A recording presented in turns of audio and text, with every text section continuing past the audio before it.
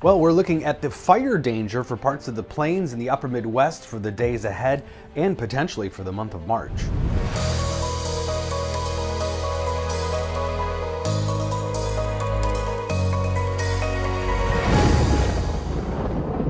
So you've maybe seen some images of the Smokehouse Creek fire. Pretty incredible just how fast this thing blew up on Tuesday, and just a small percentage of it contained, just 3% contained. It's burned 850,000 acres. It's the area here that we're looking at in the Panhandle part of Texas. Numerous other fires going in parts of the South, but this is definitely the largest one, and estimated hundreds or thousands of cattle dead from this too, as this fire just really, again, as I mentioned, blew up out of nowhere. So 850,000 acres burned, 1,300 square miles.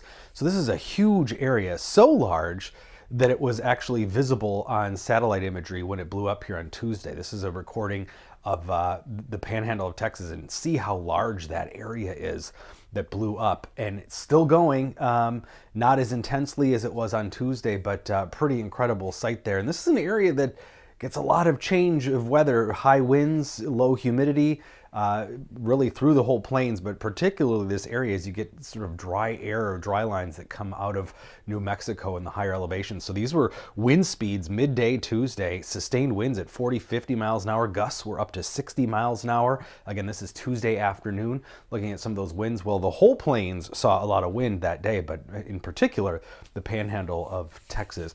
Red flag warnings for much of Iowa, Nebraska, and northeastern Kansas is the concern for today into tomorrow. Red flag warnings are issued when conditions are favorable for potential wildfires to get a little out of hand, when you have, again, mostly low humidity and high winds, and waiting for that spring green up, of course, for most areas. But significant fire risk is going to be to the south of us here as we head into today and tomorrow. Again, mostly the plains, Kansas, into the Panhandle areas of Texas.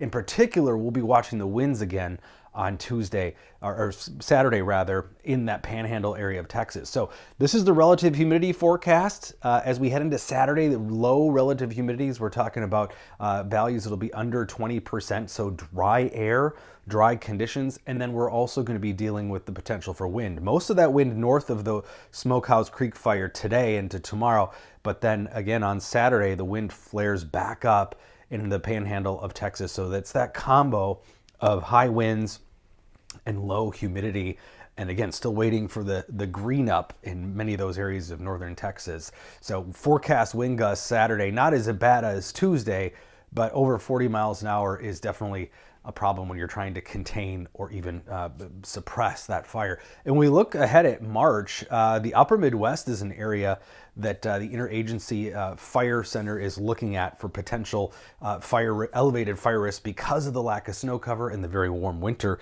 in the upper Midwest, and still a lot of drought persisting in Iowa, Minnesota, Wisconsin, and of course parts of the Southwest. Not quite that Panhandle area of Texas, but it is slightly abnormally dry. And most areas we see in brown where we have drought is forecast to stay in drought, remain in drought here through the month of March. So wildfire season is a normal thing for a lot of areas, but some elevated opportunities here because of the warm, dry winter that many areas saw. And on satellite imagery, looking for the potential for some smoke.